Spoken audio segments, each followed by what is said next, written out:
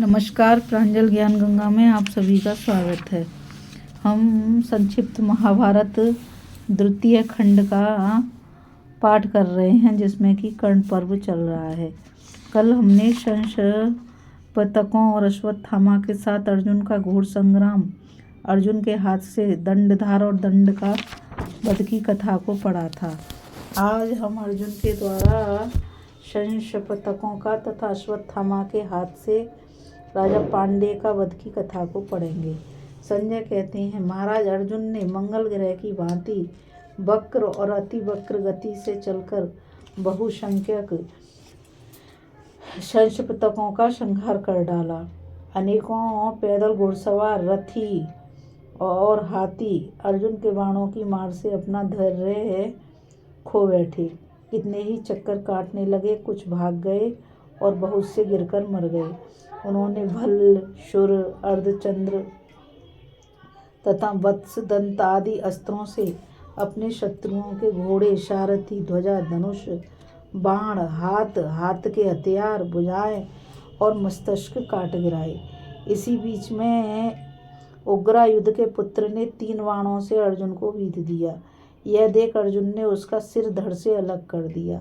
उस समय उग्रायुध के समस्त सैनिक क्रोध में भरकर अर्जुन पर नाना प्रकार के अस्त्र शस्त्रों की वर्षा करने लगे, परंतु अर्जुन ने अपने अस्त्रों से शत्रुओं की अस्त्र वर्षा रोक दी और सहायकों की झड़ी लगाकर बहुत से शत्रुओं का वध कर डाला। उसी समय भगवान श्री कृष्ण ने कहा, अर्जुन तुम खिलवाड़ क्यों कर रहे हो? इन शंशपतकों का अंत करके अब कर्ण का वध करने के लिए शीघ्र तैयार हो जाओ। अच्छा, ऐसा ही करता हूँ। यह कहकर अर्जुन ने शेष शंशपतकों का संहार आरंभ किया। अर्जुन इतनी शीघ्रता से बाण हाथ में लेते, संधान करते और छोड़ते थे कि बहुत सावधानी से देखने वाले भी उनकी इन सब बातों को देख नहीं पाते थे। अर्जुन का हस्त लाघव देख स्वयं भगवान श्री कृष्ण भी आश्चर्य में पड़ गए। उन्होंने अर्जुन से कहा, पार्थ, इस पृथ्वी पर दुर्योधन के कारण राजाओं का यह महाभयंकर संहार हो रहा है।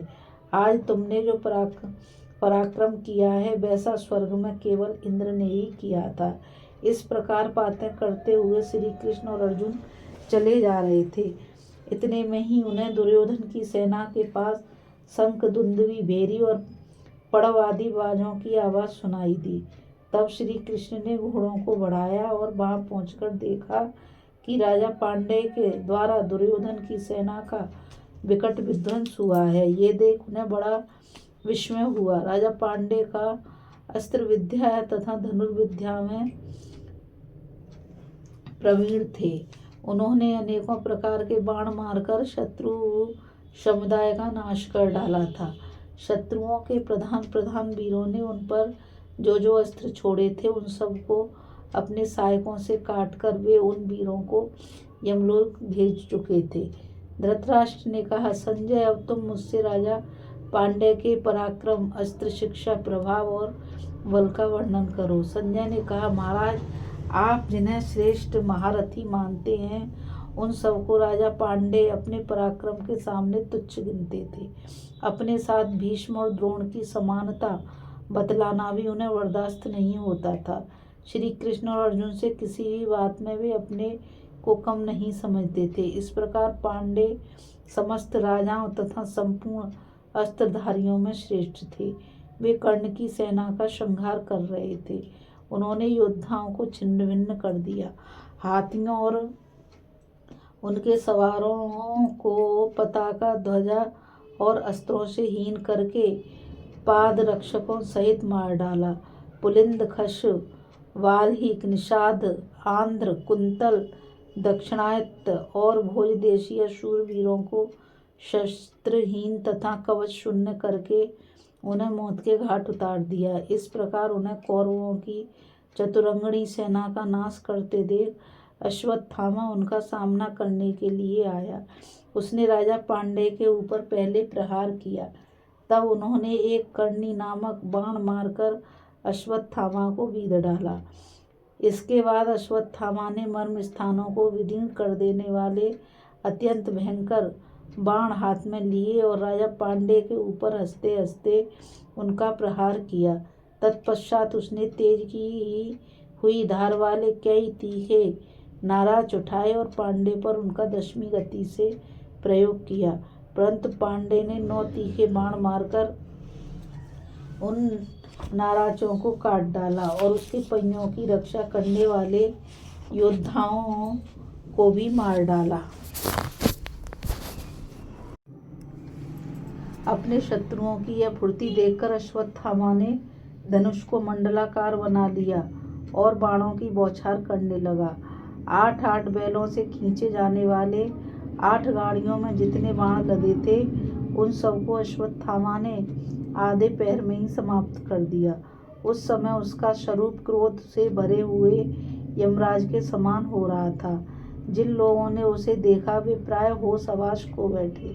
अश्वत्थामा के चलाए हुए उन सभी बाणों को पांडे ने वायुयास्त्र से उड़ा दिया और उच्च स्वर से गर्जना की।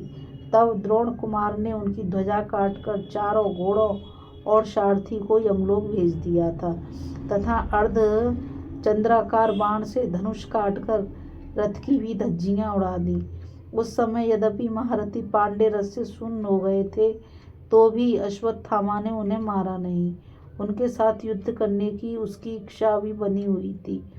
इसी समय एक महाबली गजराज बड़े वेग से दौड़ता हुआ वहां पहुंचा। उसका सवार मारा जा चुका था। राजा पांडे हाथी के युद्ध में बड़े निपुण थे। उस पर्वत के समान ऊंचे गजराज को देखते ही वे उसकी पीठ पर जा बैठे। उन्होंने हाथी को अंकुश मारकर आगे बढ़ाया और सिंहनाद करके द्रोण पुत्र के ऊपर एक अत्यंत तेजस्वी तोमर का प्रहार किया। तोमर की चोट से अश्वत्थामा के सिर का स्वर्ण में मुकुट चूर चूर होकर खनखनाता हुआ जमीन पर जा गिरा। अब तो क्रोध के मारे द्रोण कुमार के बदन में आग लग गई। उसने शत्रु को पीड़ा देने वाले यमदंड के समान भयंकर 14 बाण हाथ में लिए। उनमें से 5 बाणों से तो उसने हाथी को पैरों से लेकर सूंड तक बीध डाला। 3 से राजा की दोनों भुजाओं और मस्तिष्क को काट गिराया तथा 6 बाणों से पांडे के अनुयायी 6 महारथियों को यमलोक पठाया। इस प्रकार महाबली पांडे को मारकर जब अश्वत्थामा ने अपना कर्तव्य पूरा कर दिया तो आपका पुत्र दुर्योधन अपने मित्र के साथ उसके पास आया और बड़ी प्रसन्नता के साथ उसने उसका स्वागत किया। इस कथा में बस इतना ही। अभी हम कथा में अर्जुन के द्वारा संशयपतकों का तथा अश्वत्थामा के हाथ से राजा पांडे के वध की कथा को पढ़ रहे थे। अब हम आगे कथा में अंगराज का वध, सहदेव के द्वारा दुशासन की तथा कर्ण के द्वारा नकुल की पराजय और कर्ण द्वारा पांचालों का संहार की कथा को पढ़ेंगे। अब मुझ गीता रावत को आज्ञा दीजिए। कल फिर मिलेंगे एक नई कथा के साथ। और मैं आप सभी से यह कहना चाहूँगी कि इस चैनल को ज़्यादा से ज़्यादा लाइक, शेयर और सब्सक्राइब कीजिए ताकि ये अमूल्य ज्ञान अधिक से अधिक लोगों तक पहुंच सके।